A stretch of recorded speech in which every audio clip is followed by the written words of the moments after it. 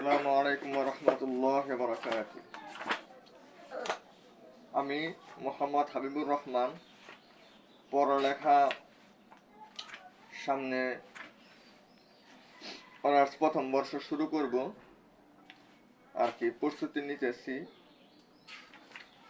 আমি 2025 সালে গত বছর ইন্টারমিডিয়েট পরীক্ষা বিজ্ঞান বিভাগ থেকে দিয়েছি। তো আমাকে আসলে অনেকেই চিনেন, আমার ক্লাস অনেকেই করেন, কারো একটু ভালো লাগে, কারো একটু ভালো লাগে না, সব মিলিয়েই আমার চ্যানেল। এখন আমার চ্যানেলের এই ভিডিও ডেসক্রিপশন বক্সে আমার গ্রুপের লিংক দেওয়া থাকবে। এই গ্রুপে তো অবশ্যই অ্যাড হবেন। এটা কিসের গ্রুপ, এটার প্রশ্ন অবশ্যই আপনারা করবেন। এটার অ্যান্সার হচ্ছে, যারা এসএসসি 26 ব্যাচ আছেন আপনাদের জন্য এই গ্রুপটা, আপনারা গ্রুপে অ্যাড হবেন। আর বিশেষ করে আমি একটা জিনিস খেয়াল করলাম, আপনারা বেশ কিছু স্টুডেন্ট অ্যাড হচ্ছেন, এটা ভালো লাগছে। কিন্তু আবার কিছু সংখ্যক স্টুডেন্ট, ওদের প্রয়োজন নাই, ওদের গ্রুপে অ্যাড হওয়ার প্রয়োজন নাই, তাও ওরা কি করে, অ্যাড হয়। অ্যাড হওয়ার পরে আবার লিভ নিয়ে যায়। তো তুই গ্রুপে অ্যাড হবি আবার লিভ নিবি কেন? তুই একজন স্টুডেন্ট, তোর অবশ্যই দরকার আছে, মানে তোর ক্লাসটা অবশ্যই দরকার আছে। আমি এখানে কি কি ক্লাস দিই, আমি যখনই তোদের ব্যাচকে উদ্দেশ্য করে কোন একটা ক্লাস নিব, সেটা যে ক্লাসই হোক, আমি ওটার লিংক দিব। তো আমি ওয়ান শট এমসিকিউ ক্লাস আমি কি করছি, অলরেডি অনেক ক্লাসে কিন্তু আমি আপলোড দিতেছি। এই সকল ক্লাসের লিংক আমি অতি শীঘ্রই, একদম মানে কেমিস্ট্রি শুরু থেকে শুরু করে এ পর্যন্ত যত ক্লাস নেওয়া হয়েছে সব ক্লাসের লিংক আমি দিয়ে দিব। এরপর ফিজিক্সেও same, higher math, general math, প্রত্যেকটি সাবজেক্টের উপর আমি ওয়ান শট এমসিকিউ আমি নিতেছি, রেগুলার নিতেছি তাও। এবং এমসিকিউ ক্লাস শেষ হওয়ার পর যেদিন আমি সৃজনশীল ক্লাস শুরু করব, দিন থেকে আমি সৃজনশীল ক্লাস আপলোড দেওয়া শুরু করব। তোদের ভিডিওতে আমি কি করব, মানে গ্রুপে আমি লিংক দিয়ে দিব অলওয়েজ। তাহলে এটা যদি আমি করি তাহলে তো আসলে তোমাদের খুবই খুবই উপকার হবে। এবং তোমরা চাইলে পরীক্ষাও দিতে পারবে একদম ফ্রিতে। পরীক্ষা দিতে পারবে, আমি পরীক্ষার প্রশ্ন ক্রিয়েট করে গ্রুপে দিব। ওইটা পরীক্ষার লিংক, ওটা পরীক্ষা দিলে নিজেকে একটু যাচাই করা যাবে। এবং কে কত হইলো, সব থেকে প্রথম 20 জন বা 25 জনের কথা আমি বলছি, ওদের মেরিট লিস্ট আমি কি করব, গ্রুপে দিব। সবাই একটু দেখবে যে হ্যাঁ অমুক স্টুডেন্ট ও একটু ভালো। তো এরকম বিভিন্ন বিষয় আসলে আমরা দেখি।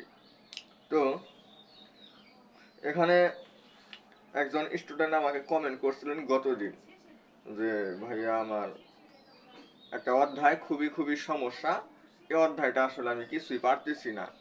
এই সাথে লেয়ার নীতি, তারপর বিভিন্ন ধরনের বিক্রিয়া, এগুলো আমার মাথায় ঢুকে না। এই রাসায়নিক বিক্রিয়া নামক যে অধ্যায়টা, এই অধ্যায়টা আমার মাথায় একটু ঢুকতেছে না।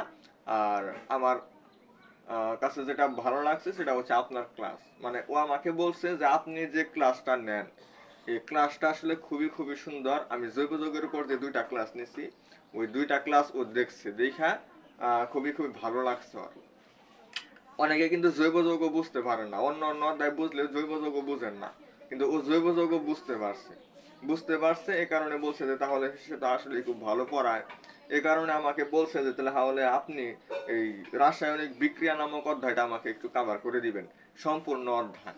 তো যাই হোক, আমি আজকে থেকে ওই ক্লাসটা নেওয়া শুরু করছি।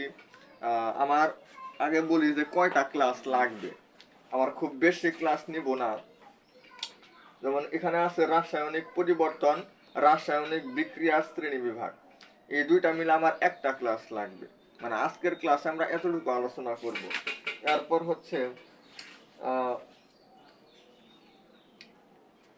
এই যে মানে যত প্রকার বিক্রিয়া আছে আর কি, জারণ বিজারণ, এই বিষয়গুলো আমরা অনেকটুকুই কভার করার চেষ্টা করব, যতটুকু করা যায় আর কি। দহন বিক্রিয়া, সংযোজন বিক্রিয়া, প্রতিস্থাপন বিক্রিয়া, নন রেডক্স বিক্রিয়া, এই বিক্রিয়াগুলো আমরা দেখব।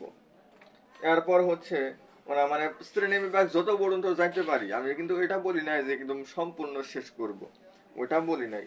বিক্রিয়া আসলে অনেকগুলা বিক্রিয়ার প্রকারভেদ আছে, অনেক রেডক্স বিক্রিয়া আছে, মানে জারণ বিজারণ বিভিন্ন ধরনের বিক্রিয়া আছে, প্রতিস্থাপন বিক্রিয়া আছে। বিভিন্ন ধরনের রাসায়নিক বিক্রিয়া, এই যে আবারও বিভিন্ন ধরনের রাসায়নিক বিক্রিয়া, যেমন মানে এখানে শুধু বিক্রিয়াই আছে এই অধ্যায়ে। এই অধ্যায়ে শুধু বিক্রিয়া, বাস্তব ক্ষেত্রে সংঘটিত কয়েকটি রাসায়নিক বিক্রিয়ার উদাহরণ, মানে বাস্তবে কি কি মানে বাস্তবে বিক্রিয়া ঘটে এরকম কয়েকটা বিক্রিয়ার উদাহরণ সে এখানে মানে বইয়ের মধ্যে উদাহরণ লিখছে। বিক্রিয়ার গতিবেগ, বিক্রিয়ার হার, এটা আমরা একটু দেখবো। এরপরে লাস্টের দিকে হচ্ছে আমাদের লাসাতেলিয়ার নীতি। তার মানে আমার 4টা বা 5টা ক্লাস লাগবে। আমি একটু ডিটেলস আলোচনা করার চেষ্টা করব। তো আমাদের আজকে হচ্ছে এটা প্রথম ক্লাস, তাহলে এসএসসি কেমিস্ট্রি, কেমিস্ট্রি রাসায়নিক বিক্রিয়া, রাসায়নিক বিক্রিয়া লেকচার 1।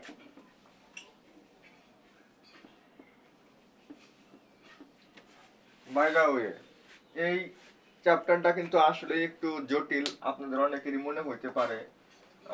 তো আপনারা অনেকে আসলে চাইলে এই ক্লাসটা করতে পারবেন। এটা কিন্তু আমাদের 26 ব্যাচ যারা আছে ওদেরকে উদ্দেশ্য করে আসলে ক্লাসটা। তো যার যার সমস্যা আছে অধ্যায়ের উপর আপনারা এই অধ্যায়টা কভার করবেন। আর শুধু এই সাবজেক্ট না, মানে শুধু কেমিস্ট্রি না, physics, higher math, general math, এই যে অধ্যায়গুলো আপনারা কিন্তু 2 বছর পড়ছেন, 2 বছর পড়ার পরে এবং জানুয়ারি মাসটাও অলরেডি প্রায় শেষের দিকে আপনারা পড়তেছেন। আপনাদের এপ্রিলের 21 তারিখ থেকে কিন্তু পরীক্ষা শুরু হবে। তো এর মধ্যে আমি যতটুকু কভার করার মানে ট্রাই করি আর কি।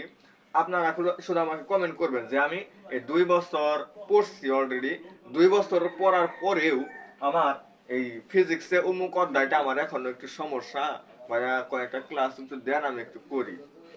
ফিজিক্সে গেল, কেমিস্ট্রিতে আপনি বলতে পারেন যে আমি তো রাসায়নিক বিক্রিয়া পড়াইতেছি, এটা ছাড়াও আপনার যদি কোনো একটা অধ্যায় থাকে তাহলে আমাকে কমেন্ট করতে পারেন। সেম ভাবে জেনারেল ম্যাথ, সেম ভাবে হায়ার ম্যাথ, এই 4টা সাবজেক্ট কার কোন অধ্যায় প্রবলেম আছে এখনো, আপনারা এখনো কোন অধ্যায়টা আসলে বুঝতেছেন না, কোন অধ্যায়টা মাথায় নিতে পারতেছেন না, এটা আমাকে কমেন্ট করবেন। আর গ্রুপে যেটা লিংক দিছি ওই গ্রুপে অ্যাড হবেন অতি শীঘ্রই। অতি শীঘ্রই আমরা কিন্তু ক্লাস দিতেছি গ্রুপে, মানে গ্রুপে আমরা ক্লাস দিতেছি। ক্লাসের লিংক গুলা হয়তো বা আপনারা পাবেন, পাবেন অবশ্যই, গ্রুপে পাবেন। গ্রুপে যত লিংক দিতেছি এগুলা পাবেন। তো লিংক গুলা কাজে লাগাইতে হবে, মানে ক্লাসগুলো ঠিক মতো করতে হবে, এবং যে পরীক্ষাগুলো আমি নিতেছি পরীক্ষাগুলো সম্পূর্ণ দিতে হবে।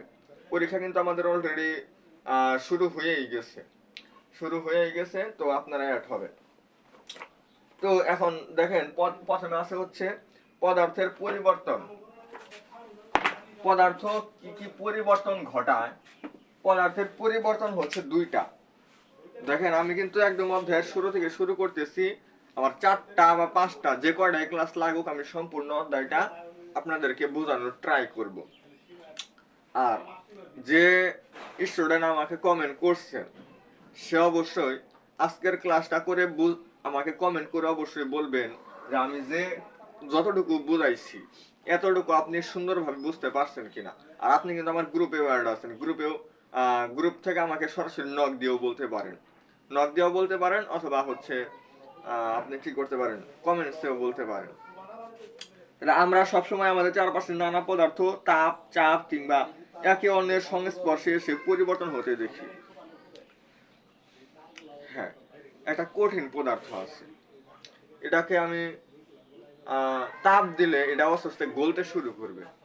কি হয়? গলবে না। একটা কঠিন পদার্থ, ওটাকে আমি তাপ দিলাম, আস্তে আস্তে সে গলতে শুরু করবে। যেমন মোম। মোম কি হইল? মোম হইতাছে, একদম সহজ কথায় আপনাদের বুঝাই, মোম যখন আমি আগুনটা ধরাইলাম উপরে সে কিন্তু আলো দিচ্ছে, কিন্তু সে কিন্তু একদম শক্ত অবস্থায় ছিল, মানে সে কঠিন অবস্থায় ছিল, কিন্তু সে অসুস্থ পরিবর্তন হইতে হইতে সে একদম তরলে পরিণত হয়ে গেছে, বা নিচে আবার কঠিনে পরিবর্তন হয়। অর্থাৎ তার যে একটা পরিবর্তন আসছে, এরকম একটা পরিবর্তন। যাই হোক, পরিবর্তন হচ্ছে আমাদের 2 ধরনের। এই যে এই পদার্থগুলা আমরা জানি, রসায়ন কাকে বলে? যেখানে পদার্থ নিয়ে আলোচনা করা হয়, পদার্থের গঠন, পদার্থের ধর্ম, পদার্থের পরিবর্তন, এই বিষয়গুলো নিয়ে কিন্তু রসায়নে আলোচনা করা হয়। তো এই পরিবর্তন এখানে বলা হয়েছে দুই ধরনের, একটা হলো ভৌত আর একটা হলো রাসায়নিক। ভৌত পরিবর্তন কোনটা সেটা আপনাকে বলি। ভৌত পরিবর্তন হচ্ছে যেমন বরফ, এখানে বলছে যে বরফ। আচ্ছা, তাপ জিনিসটা কি? আমরা কিন্তু তাপ এবং তাপমাত্রা এই দুইটা জিনিস আমাদের একটু বুঝতে হবে। তাপ বলতে বোঝায়, তাপ হচ্ছে এক প্রকার শক্তি। তাপ কি ভাইয়া? তাপ হচ্ছে এক প্রকার শক্তি, যা হচ্ছে আমাদের মানে কোন একটা প্রাণীর দেহে বা কোন একটা পদার্থের দেহে ঠান্ডা অথবা গরমের অনুভূতি জায়গায়, ঠান্ডা অথবা গরমের অনুভূতি জায়গায় আমরা এতদিন জানতাম যে আসলে আমাদের শরীরে যে গরম লাগে এটাই মনে হয় তাপ, কিন্তু না, আমাদের শরীরে গরম লাগতেছে এটাও তাপ, ঠিক আছে, কিন্তু এটার সাথে আমাদের শরীরে যে ঠান্ডা লাগতেছে, দেখুন শীতের দিন, শীতের দিনে আমাদের শরীরে ঠান্ডা লাগে, এই ঠান্ডাও কি আমাদের একটা তাপ, মানে আমাদের শরীরের গরম এবং ঠান্ডা এই দুইটার যে কোনো একটা অনুভূতির যে জায়গায় আছে তাকে বলা হয় তাপ। এটা হচ্ছে তাপ। আর তাপমাত্রা হচ্ছে তাপ এবং মানে কতটুকু তাপ দিতেছে, তাপের পরিমাণ, তাপের পরিমাণ হচ্ছে তাপমাত্রা। এখন আমি একটা বরফকে তাপ দিলাম, তাপ দেওয়া বলতে আমি এখানে গরম তাপে, মানে তাপ তো দুই ধরনের হইলো, তাহলে হলো না, একটা হচ্ছে গরমের অনুভূতি জায়গায়, সে ঠান্ডার অনুভূতি জায়গায়। যেটা গরমের অনুভূতি জায়গায় আমি মানে ফ্রিজে যখন ছিল, ফ্রিজ মানে হিমায়ন, ফ্রিজের বাংলা নাম হচ্ছে হিমায়ন, আমি হিমায়নের মধ্যে রাখছিলাম, ওটা বরফ হয়েছিল, কিন্তু যখন বরফ থেকে বের করলাম তখন ফ্রিজের তুলনায় আমার বাইরের তাপমাত্রাটা কি, বাইরের তাপমাত্রাটা বেশি। যেহেতু তাপমাত্রা বেশি তাহলে কি সে হবে গলতে শুরু করবে, মানে ওখানে তাপ আছে আর কি, মানে বাইরে এক ধরনের, ভিতরে এক ধরনের তাপ, বাইরে আরেক ধরনের তাপ, তাপের যেহেতু পরিবর্তন হচ্ছে তাহলে সে গলতে শুরু করবে, গলতে শুরু করলো, অসুস্থ সে তরলে পরিণত হবে।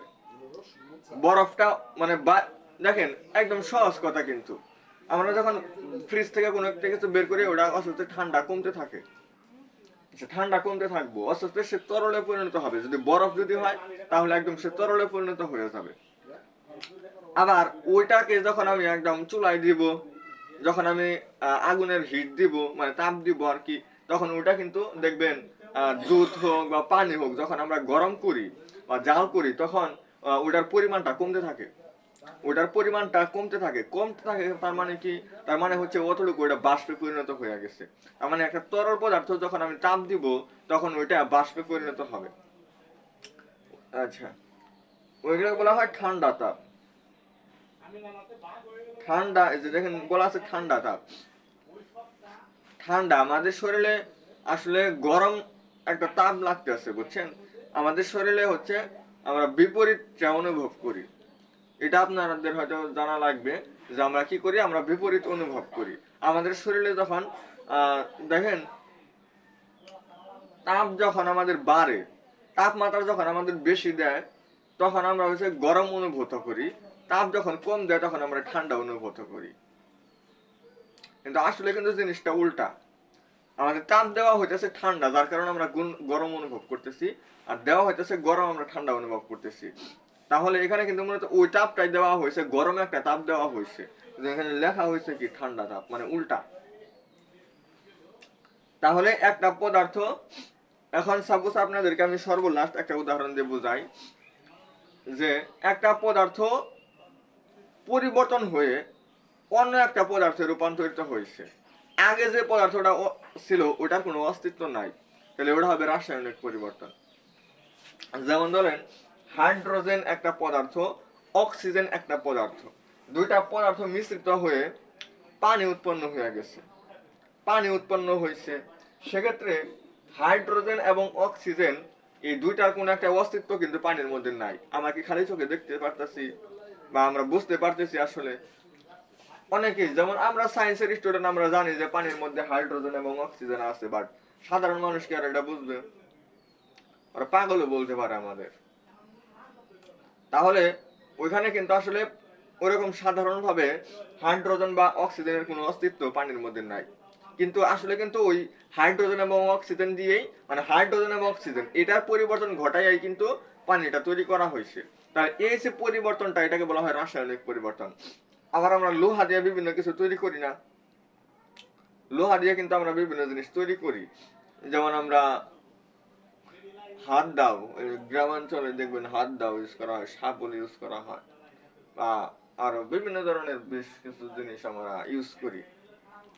এগুলা পরিবর্তন কি, এগুলা কিন্তু লোহা ছিল, লোহা দিয়ে এগুলো বানানো হয়েছে, কিন্তু ওই জিনিসটাও কিসের, ওই জিনিসটাও লোহার। ওইখানে কি অন্য কোনো কিছু আছে? মানে যেখানে একটা পদার্থই আমরা ইউজ করছি, একটা পদার্থই আমরা ইউজ করছি, ওই ইউজটা কইরা আমরা, মানে আমরা একটা পদার্থ ইউজ করব, ওই একটা পদার্থের পরিবর্তন ঘটাই আমরা অন্য একটা পদার্থ তৈরি করব, ওইটাকে বলা হবে ভৌত পরিবর্তন। আর হচ্ছে দুইটা বা আর ততোধিক তিনটা চারটা পদার্থ আমরা পরিবর্তন করাইয়া একটা পদার্থের রূপ দিব, এই পরিবর্তনটাকে বলা হবে রাসায়নিক পরিবর্তন। তাহলে আপনারা অবশ্যই যেখানে দেখবেন যেমন CH4 এবং অক্সিজেন, মানে মিথেন, মিথেন এবং অক্সিজেন এই দুইটা গ্যাসীয়। জি আছে, কথার মানে কি, যদি লেখেন জি আছে, জি মানে হচ্ছে গ্যাস, অর্থাৎ এই দুইটা হচ্ছে গ্যাস। এই গ্যাস দুটা মিশ্রিত হয়ে কার্বন ডাই অক্সাইড প্লাস পানি উৎপন্ন হয়। কার্বন ডাই অক্সাইডের মধ্যে কি আসলে কোনো ওই মিথেন অথবা অক্সিজেনের কোনো অস্তিত্ব হিসাবে লক্ষ্য করা যাবে? যাবে না। অক্সিজেনের কাছে ঠান্ডা একটা আবহাওয়া, যেটা আমরা শরীরে নেই, আমার শক্তি অনুভূত হয়। আর হচ্ছে কার্বন ডাই অক্সাইড হচ্ছে আমরা যেটা ছাড়ি, তাহলে একটা অপরটার বিপরীত, আমরা একটা গ্রহণ করতেছি আর একটা ছাড়তেছি, একটা অপরটার বিপরীত হচ্ছে। তাহলে ওই দুইটা পদার্থ, ওই অক্সিজেন থেকে কিন্তু কার্বন ডাই অক্সাইডের তৈরি, অক্সিজেন থেকেই কার্বন ডাই অক্সাইডের তৈরি, কিন্তু আমরা একটা অপরটার বিপরীত দেখতেছি। তাহলে এই যে পরিবর্তনটা, এটাকে বলা হবে রাসায়নিক পরিবর্তন। এবার রাসায়নিক বিক্রিয়ার শ্রেণী বিভাগ, রাসায়নিক বিক্রিয়ার শ্রেণী বিভাগ। আচ্ছা, এটা আমরা দেখব যে রাসায়নিক বিক্রিয়া, বাম পাশে যেটা থাকবে এটাকে বলা হবে বিক্রিয়ক, আর উৎপাদন ওই পাশে যেটা থাকবে এটাকে বলা হবে উৎপাদ। আচ্ছা, রাসায়নিক বিক্রিয়া এখানে দিছে বিক্রিয়ার দিকের উপর ভিত্তি করে। কিসের উপর ভিত্তি করে? বিক্রিয়ার দিক। বিক্রিয়ার দিকের উপর ভিত্তি করে রাসায়নিক বিক্রিয়াকে দুই ভাগে ভাগ করা যায়। কোনটা কিসের উপর ভিত্তি করে কয় প্রকার, মানে কিসের উপর ভিত্তি করে রাসায়নিক বিক্রিয়াটা কত প্রকার, এটা আমাদের বুঝতে হবে। তাহলে আমরা দেখলাম যে দিকের উপর ভিত্তি করে, কিসের উপর ভিত্তি করে? দিক, কোন দিকে যাচ্ছে বিক্রিয়াটা, বিক্রিয়ার দিকের উপর ভিত্তি করে বিক্রিয়া হচ্ছে দুই প্রকার। একটা হচ্ছে একমুখী বিক্রিয়া, আর একটা হচ্ছে উভমুখী বিক্রিয়া। একমুখী বিক্রিয়া জিনিসটা কি? যে বিক্রিয়ার বিক্রিয়ক পদার্থগুলো উৎপাদে পরিণত হয়, অর্থাৎ বিক্রিয়কের যে পদার্থগুলো আছে, মানে বাম পাশে যে পদার্থগুলো আছে, ওইগুলার পরিবর্তন ঘটাইয়া ওইগুলা মিশ্রিত হইয়া বা ওইগুলা বিক্রিয়া করে উৎপাদের পদার্থগুলা তৈরি হয়। কিন্তু উৎপাদে যে পদার্থগুলো আছে ওইগুলো আবার পুনরায় বিক্রিয়া করে বিক্রিয়কের পদার্থে রূপান্তরিত হতে পারে না, ওইটাকে বলা হয় একমুখী বিক্রিয়া। যেমন ক্যালসিয়াম কার্বনেট, ক্যালসিয়াম কার্বনেট হচ্ছে সলিড, সলিড মানে কি, কঠিন একটা পদার্থ। ক্যালসিয়াম কার্বনেট হচ্ছে একটা কঠিন পদার্থ, এটা আমি তাপ দিলাম, এটা হচ্ছে একটা কঠিন পদার্থ। কঠিন পদার্থকে তাপ দিলে এটা গলতে শুরু করবে, বা এটার মধ্যে থেকে আরো বেশ কিছু পদার্থ হয়তো বিভক্ত হবে, তাই হবে না? এটা একটা কঠিন পদার্থ, এটা তাপ দিলে এটা আস্তে আস্তে গলতে শুরু করবে বা ভাঙতে শুরু করবে, এরকম কিন্তু শুরু হবে। এটা আমি কি করছি, তাপ দিচ্ছি, তাপ দেওয়ার পরে এটা হচ্ছে আমাদের calcium oxide plus carbon die oxide উৎপন্ন হয়েছে। কার্বন ডাই অক্সাইড উৎপন্ন হয়েছে, এটা হচ্ছে সলিড, মানে হচ্ছে কঠিন একটা পদার্থ তৈরি হয়েছে, আর এটা হচ্ছে গ্যাসীয়। জি, জি মানে হচ্ছে গ্যাসীয়, অর্থাৎ গ্যাস। তাহলে ক্যালসিয়াম কার্বনেট যে একটা কঠিন পদার্থ, এটাকে আমি তাপ দিয়ে ক্যালসিয়াম অক্সাইড কঠিন পদার্থ প্লাস কার্বন ডাই অক্সাইড গ্যাসীয়, এই দুইটা পদার্থে আমি, মানে এটাকে তাপ দিয়ে আমি দুইটা পদার্থে রূপান্তরিত করছি।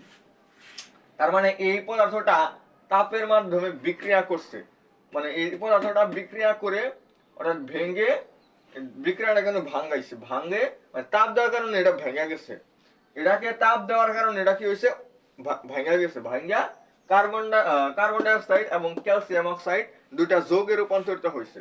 এটা বিক্রিয়া করে এই দুইটা যৌগে রূপান্তরিত হয়েছে, কিন্তু এই দুইটা যৌগ আবার বিক্রিয়া করে এটা উৎপন্ন হতে পারবে না। বুঝতে পারছেন? এই ক্যালসিয়াম অক্সাইড এবং কার্বন ডাই অক্সাইড এই দুইটা জিনিস বিক্রিয়া করে আবার কি হতে পারবে না, ক্যালসিয়াম কার্বনেট উৎপন্ন হতে পারবে না। এটা শুধু ডান দিক থেকে বাম দিকে, মানে এটা হচ্ছে বাম দিক থেকে ডান দিকে, মানে বাম দিক থেকে ডান দিকে, মানে সামনের দিকে আর কি। বিক্রিয়া এদিকে এদিকে গেছে সামনের দিকে, বিক্রিয়া সামনের দিকে অগ্রসর হতে পারবে, কিন্তু পশ্চাৎমুখী অগ্রসর হতে পারবে না। এই যে তীর চিহ্ন, এটা এই পাশকে বলা হয় বিক্রিয়ক আর এই পাশে বলা হয় উৎপাদ। তাহলে বিক্রিয়ক বিক্রিয়া করে উৎপাদে পরিণত হতে পারবে, কিন্তু উৎপাদগুলো পুনরায় বিক্রিয়া করে বিক্রিয়কে পরিণত হতে পারবে না। এই বিক্রিয়াটাকে বলা হবে তাপ, কি বলা হয় এটাকে, একমুখী বিক্রিয়া। এটাকে বলা হয় একমুখী বিক্রিয়া। আর যে বিক্রিয়ায় দেখবেন বিক্রিয়ক গুলা বিক্রিয়া করে উৎপাদে পরিণত হতে পারে, আর উৎপাদে যে পদার্থগুলা পাইলাম ওই পদার্থগুলা আবার পুনরায় বিক্রিয়া করে বিক্রিয়কের পদার্থে আবার রূপ নিতে পারবে, মানে দুই দিকেই উভমুখী। এটাকে বলা হয় একমুখী বিক্রিয়া। মানে এই তীর চিহ্ন, এই চিহ্নটা আপনাদের মুখস্থ রাখতে হবে। একটা যদি শুধু একদিকে তীর চিহ্ন, একদিকবর্তী বিক্রিয়া, একদিকে দিক বোঝাইছে না, এদিক থেকে এদিকে যাচ্ছে, এই কারণে কিন্তু এই তীর চিহ্নটা দেখানো হয়েছে। আর হচ্ছে উভয়মুখী বিক্রিয়া, যে রাসায়নিক বিক্রিয়ায় বিক্রিয়ক পদার্থ বিক্রিয়া করে উৎপাদে পরিণত হয়, আবার উৎপাদ পদার্থগুলো বিক্রিয়া করে পুনরায় বিক্রিয়ক পদার্থে পরিণত হয়। এগুলো বিক্রিয়া করে এখানে হবো, এটা বিক্রিয়া করে এখানে হবো। আচ্ছা, এই ধরনের রাসায়নিক বিক্রিয়াকে উভমুখী বিক্রিয়া বলে। উভমুখী বিক্রিয়ার বিক্রিয়ক হতে উৎপাদ হওয়ার সম্মুখমুখী বিক্রিয়া এবং উৎপাদ হতে বিক্রিয়কে পশ্চাৎমুখী বা বিপরীতমুখী বিক্রিয়া বলা হয়। তাহলে আপনাদেরকে আমি উদাহরণ দেই, যেমন এই যে এখানে কিছু জৈব যৌগ দেওয়া হয়েছে, C2H5OH, C2H5OH plus CH3COOH, CH3COOH, এই দুইটা মিশ্রিত করছে, মানে এই দুইটা বিক্রিয়া করছে। এই যে এটা হচ্ছে আমাদের উভমুখী চিহ্ন, উপরে এদিকে একটা দাগ হবে, নিচে এদিকে একটা দাগ হবে, এরকম। এটা হচ্ছে CH3COO, C2H5, CH3COO, C2H5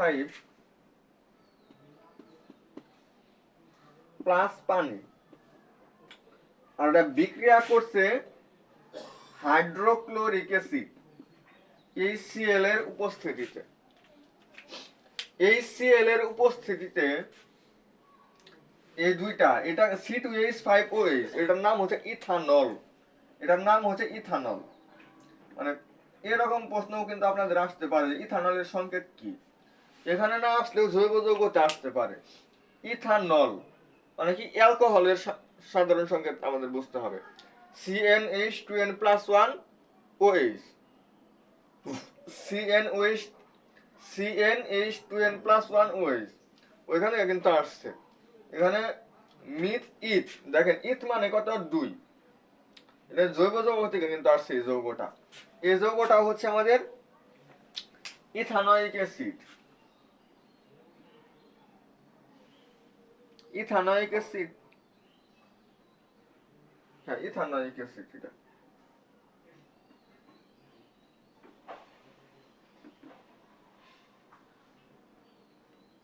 ethanoic acid, তাহলে আমার কিন্তু একটু সন্দেহ হচ্ছে, মানে মিথানোয়িক অ্যাসিড হবো, মিথানোয়িক অ্যাসিড না, ইথানোয়িক অ্যাসিডই হবে, কারণ এখানে দুইটা কার্বন আছে, দুই থাকলে ইথ হয়, তাহলে ইথানোয়িক অ্যাসিড।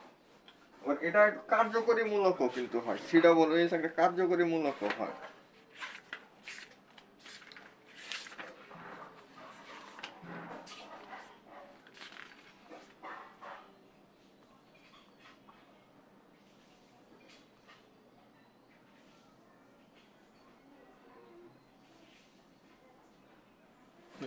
অসুবিধা নাই, এটা আমাদের ইথানোয়িক অ্যাসিডই হবে।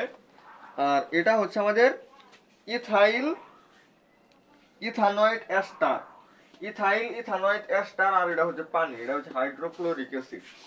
আচ্ছা, তাহলে আমাদের ইথানল এবং ইথানোয়িক অ্যাসিড এই দুইটা জিনিস মিশ্রিত করা হয়েছে হাইড্রোক্লোরিক অ্যাসিডের উপস্থিতিতে, বিক্রিয়া করে এই যে এটাকে বলা হয় ইথাইল ইথানয়েড এস্টার এবং পানি, এই দুইটা যৌগ উৎপন্ন হয়েছে।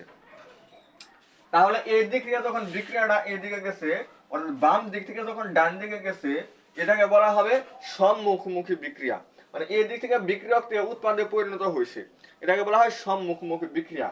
আবার কি করতে পারে তারা চাইলে এই যে উৎপাদ দুইটা উৎপন্ন হইলো, এই দুইটা উৎপাদ আবার পুনরায় বিক্রিয়া করে আবার বিপরীত দিকে আসতে পারে, মানে বিক্রিয়কে পরিণত হতে পারে। এটাকে বলা হবে পশ্চাৎ, অর্থাৎ পিছনের দিকে আসলো, এটাকে বলা হয় পশ্চাৎমুখী বিক্রিয়া। মানে সামনের দিকে যেটা অগ্রসর হয় এটা সম্মুখমুখী, আর পেছনের দিকে যেটা অগ্রসর হয় এটা পশ্চাৎমুখী। তো এই বিক্রিয়া উৎপাদগুলো আবার বিক্রিয়া করে আবার পুনরায় বিক্রিয়কে রূপান্তরিত হতে পারবে।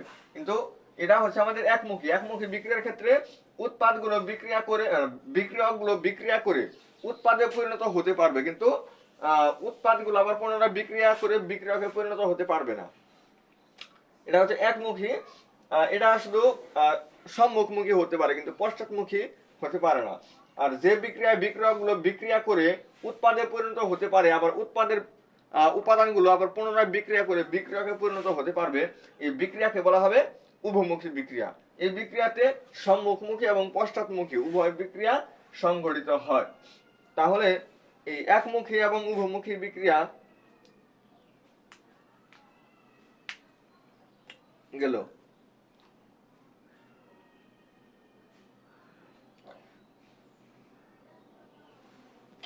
এরপর আমরা তাপের উপর ভিত্তি করে দুই প্রকার দিতে পারি।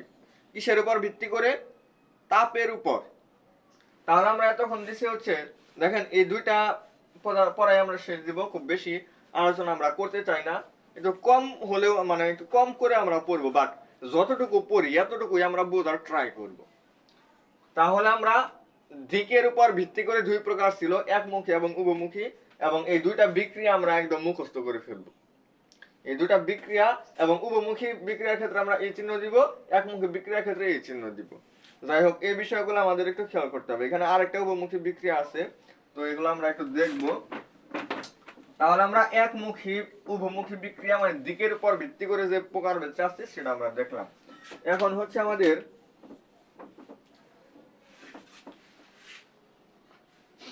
তাপের উপর ভিত্তি করে। তাপ একটা হচ্ছে সে উৎপন্ন করবে, সে তাপ তৈরি করবে, এটাকে বলা হয় তাপ উৎপাদী। অর্থাৎ যে বিক্রিয়া তাপ উৎপন্ন করে, যে বিক্রিয়াটা কি করবে? তাপ উৎপন্ন করবে, ওইটাকে বলা হবে তাপ উৎপাদী বিক্রিয়া। আর যে তাপ হারাবে, তাপ হারায় ফেলবে, সে হচ্ছে তাপ হারি বিক্রিয়া। যে তাপ উৎপন্ন করতেছে, তাপ তৈরি করতেছে, তাপ উৎপন্ন করলে বা তৈরি করলে ওটাকে বলা হয় তাপ উৎপাদী বিক্রিয়া। আর যে তাপ হারায় ওকে বলা হয় তাপ হারি বিক্রিয়া। আর এ যাবৎকাল আমরা যত প্রকার উদাহরণ শিখব, মানে আমরা যত প্রকার এই বিক্রিয়া শিখবো এখন থেকে, সকল প্রকার বিক্রিয়াই হবে উভমুখী বিক্রিয়া। সকল প্রকার বিক্রিয়াই কি হবে আমাদের? ম্যাক্সিমাম ক্ষেত্রে ম্যাক্সিমাম উভমুখী বিক্রিয়া। বুঝতে পারছেন? যেমন নাইট্রোজেন এবং 3 অণু হাইড্রোজেন, নাইট্রোজেন প্লাস 3 অণু হাইড্রোজেন, এটা কি করছে? বিক্রিয়া করে 2 অণু অ্যামোনিয়া উৎপন্ন করছে। দেখেন, এটা হচ্ছে আমাদের মূলত এতটুকু আমাদের বিক্রিয়া, কিন্তু এখানে প্লাস 92 কিলো জুল কেন দিল? এটা কোথায় থেকে আসছে? এতটুকু কিন্তু আমাদের বিক্রিয়ার অংশ না, এটা আমাদের মানে থাকতে পারে এরকম। তবে মনে রাখবেন যে একটা বিক্রিয়া আসলে তাপ উৎপাদী না তাপ হারি, এটা আমরা কিভাবে বুঝবো? এটা বোঝার জন্য আমাদের কিছু ওয়ে আছে, এটা বোঝার জন্য আমাদের কি আছে? কিছু ওয়ে আছে। বিক্রিয়ার সাথে যদি একদম যোগ আকারে থাকে, বিক্রিয়ার সাথে একদম কি আকারে আছে? যোগ আকারে আছে। আর এটা যদি আমরা আলাদা লিখি তাহলে হবে আমাদের ডেল এইচ ইকুয়াল, এই প্লাস থাকলে হবে মাইনাস 92 কিলো জুল।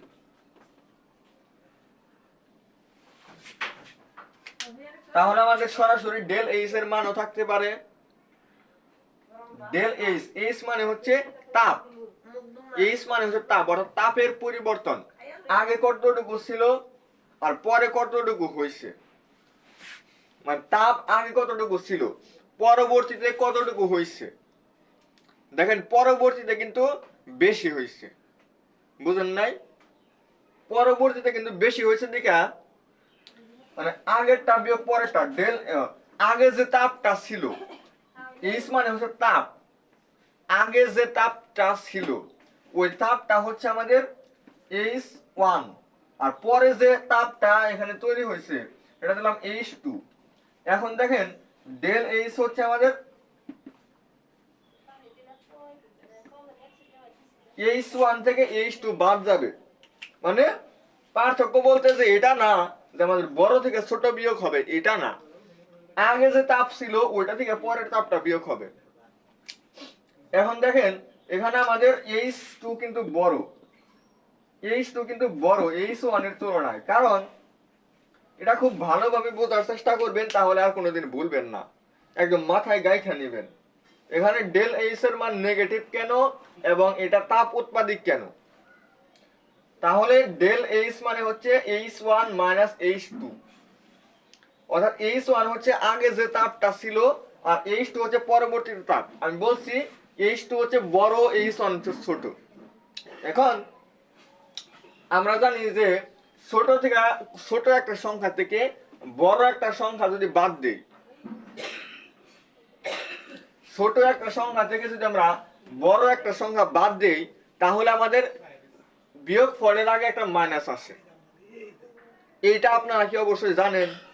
যেমন 5 থেকে আমি 7 বাদ দিব তাহলে কত আসবে, -2 আসবে। দেখেন আগে এটা যদি আমি সাপোজ ধরলাম হচ্ছে H1 আর এটা ধরলাম H2, তাহলে দেখেন তো এইভাবে ধরলে কিন্তু আসলে ডেল এইচ এর মান মানে বিয়োগ ফল কিন্তু আমাদের এটা ডেল এইচ এর মান কত আসলো, আমাদের -2 আসলো।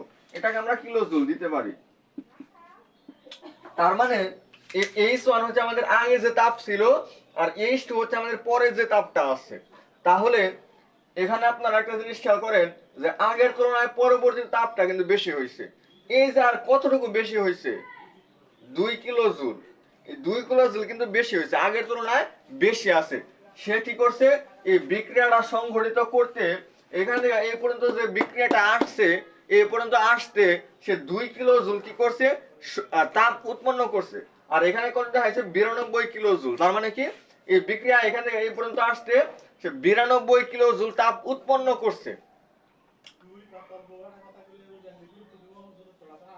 মানে H1 মাইনাস H2, H2 যদি বড়, পরবর্তী যে তাপ অবশ্যই সে তাপ উৎপন্ন করছে, আর তাপ উৎপন্ন করছে দেখে কিন্তু এখানে ওইভাবেই কিন্তু আসলে মাইনাসটা আসলো। তাহলে যদি দেখবেন যে ডেল এইচ এর মান মাইনাস, আমি এতক্ষণ আপনাদেরকে একদম বেসিক বোঝাইছি, কিন্তু শর্টকাটে যেটা আপনারা মনে রাখতে পারেন, ডেল এইচ এর মান যদি নেগেটিভ হয়, ডেল এইচ এর মান যদি কি হয়, নেগেটিভ হয়, তাহলে ওইটা হবে তাপ উৎপাদী বিক্রিয়া।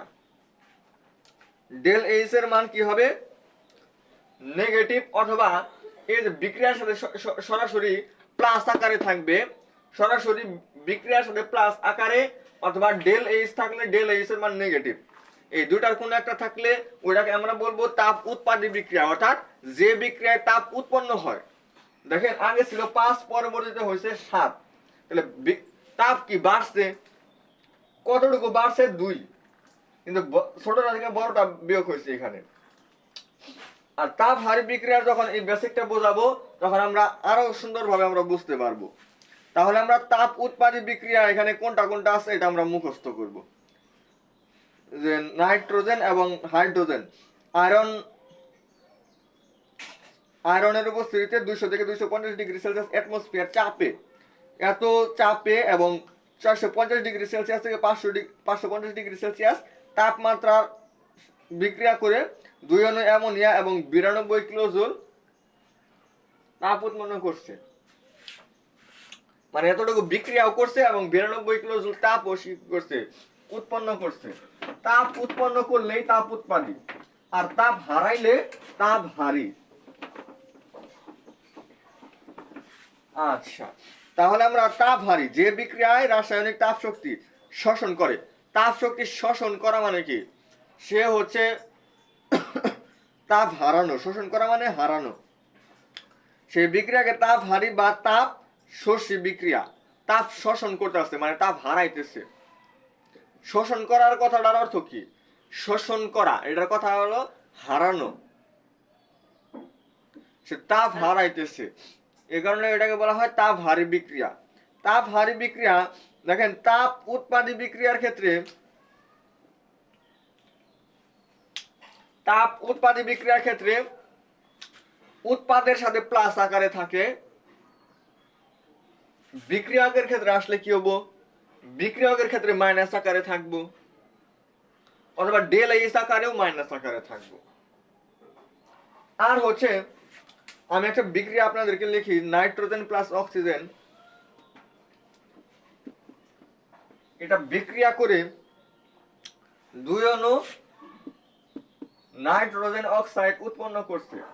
এটা আমাদের কি ধরনের বিক্রিয়া, এটাও আমাদের উভমুখী বিক্রিয়া দেওয়া হয়েছে, কিন্তু এখানে 180 জুল উৎপন্ন করছে, এখানে এতটুকুর সাথে আরো 180 জুল তাপ সে তৈরি করছে, তৈরি করে এই তিনটা মিলা বিক্রিয়া করে 2 অণু এটা উৎপন্ন করছে। ভালো কথা, তাহলে তিনটাই হচ্ছে আমাদের গ্যাস, এটাও গ্যাস, এটাও গ্যাস, এটাও গ্যাস, সবগুলাই আমাদের গ্যাস, সবই বুঝলাম। এখন এই পাশে যদি 180 প্লাস আকারে থাকে, ওই পাশে আমার কি হবে, মাইনাস আকারে হবে। তার মানে আমরা নাইট্রোজেন প্লাস অক্সিজেন, এটা হয় আমাদের 2 অণু, এটা আমরা দেওয়ার পরে এই 180 আগে প্লাস, ওই পাশে হবে মাইনাস, তাহলে 100 এর আগে এখানে মাইনাস আসলো, এখানে মাইনাস, এখানে যে চিহ্নটা হবে ডেল এইচ এর ক্ষেত্রে তার বিপরীতটা হবে 180 কিলো জুল, এরকম পাই আমরা।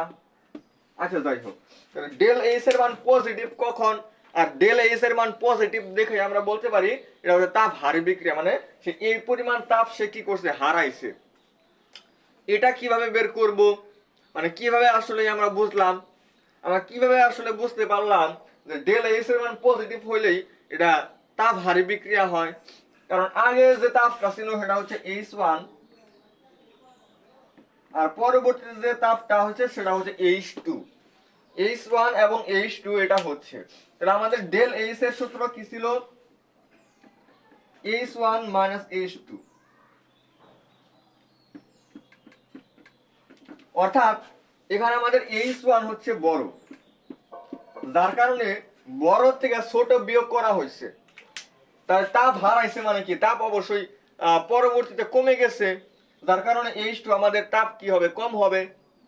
আচ্ছা কম হইল, তাহলে বড় থেকে ছোট বিয়োগ করলে আমার কি হবে, তাপটা কমতে থাকবে। তাপ যদি কমতে থাকে তাহলে এটা অবশ্যই মানে বড় থেকে ছোট বিয়োগ করলে তো অবশ্যই ধনাত্মক হয়। যেমন আমি যদি দিছিলাম 7 থেকে 5 মানে কত হয়, 2, তাহলে বড় থেকে এটা বড় সংখ্যা, এটা ছোট সংখ্যা, এই দুটো বিয়োগ করলে আমাদের ধনাত্মক মান আসে, আর ছোট থেকে বড় বিয়োগ করলে আমার নেগেটিভ আসে। যাই হোক, এখানে তাহলে অবশ্যই H1 হচ্ছে ধনাত্মক, মানে বড় সংখ্যা হবে, এটা থেকে এটা বিয়োগ করলে আমার একটা ধনাত্মক মান আসবে, যেটা হচ্ছে 180 কিলোজুল দেওয়া হয়েছে। তাহলে এইভাবেই আমরা বুঝতে পারি যে আসলে ডেল এইচ এর মান পজিটিভ, তার মানে কি, তার মানে হচ্ছে এটা তাপ হারি বিক্রিয়া, আর ডেল এইচ এর মান নেগেটিভ মানে হচ্ছে তাপ উৎপাদী বিক্রিয়া। তাহলে সর্বশেষ আমি যেটা বলি, এখানে যদি প্লাস আকারে থাকে, এখানে প্লাস, অথবা ডেল এইচ এর মান প্লাস, অথবা এখানে মাইনাস, এই তিনটার কোন একটা অবস্থা যদি পাওয়া যায় থেকে বলা হবে তাপ হারি। আর এখানে মাইনাস, এখানেও মাইনাস, অথবা এখানে প্লাস, এই আকারে থাকলে এটাকে বলা হবে তাপ উৎপাদী। আর তাপ উৎপাদী হচ্ছে যে বিক্রিয়ায় তাপ উৎপন্ন হয় ওটাকে বলা হয় তাপ উৎপাদী, আর যে বিক্রিয়ায় তাপ হারায় ওইটাকে বলা হয় তাপ হারি বিক্রিয়া। তাহলে আমরা ইলেকট্রনের স্থানান্তরের উপর ভিত্তি করে বিক্রিয়ার প্রকারভেদ, এটা আমরা আগামী ক্লাসে আমরা দেখব। তো আজকের ক্লাসটা আমরা এই পর্যন্তই রাখতে চাই, আমরা আর বাড়াতে চাই না। তো যতটুকু আর কি আলোচনা করা হয়েছে, আমি একদম বেসিক থেকে খুব সুন্দরভাবে আসলে আলোচনা করার ট্রাই করছি। তারপরে আসলে কতটুকু বুঝাইতে পারছি আমি জানি না, আর যে আমাকে কমেন্ট করছিলেন সে আসলে কতটুকু বুঝতে পারছেন তাও আমি জানি না। আমাকে অবশ্যই একটু রেসপন্স করবেন। আমাকে কমেন্ট করে বলবেন যে আসলে আপনি কতটুকু বুঝতে পারছেন, আমি কি আসলে আপনাকে বোঝাইতে ব্যর্থ কিনা, অথবা আপনাকে আমি বোঝাইতে পারছি কিনা। এই জিনিসটা আমাকে অবশ্যই কমেন্ট করবেন। যদি দেখি যে না, আমি যেটা বোঝাইছি এর পরেও আপনি বুঝতে পারেন নাই, তাহলে আর দ্বিতীয় ক্লাস নিতে চাই না। কারণ ক্লাসটা নেওয়াই হচ্ছে আপনার জন্য। ক্লাসটা নেওয়াই হচ্ছে কার জন্য? আপনার জন্য, কারণ আপনি আমাকে কমেন্ট করছেন। আর আপনি যদি না বোঝেন তাহলে আমি আর ক্লাস আরেকটা নিয়ে কি করব? আমি দ্বিতীয় ক্লাস তৃতীয় ক্লাস কেন নিব? তাহলে আপনি অবশ্যই বোঝার ট্রাই করবেন, আর বুঝতে পারেন কিনা সেটা আমাকে বলবেন। তো আজকের ক্লাসটি এই পর্যন্তই। আসসালামু আলাইকুম ওয়া রাহমাতুল্লাহি ওয়া বারাকাতুহু।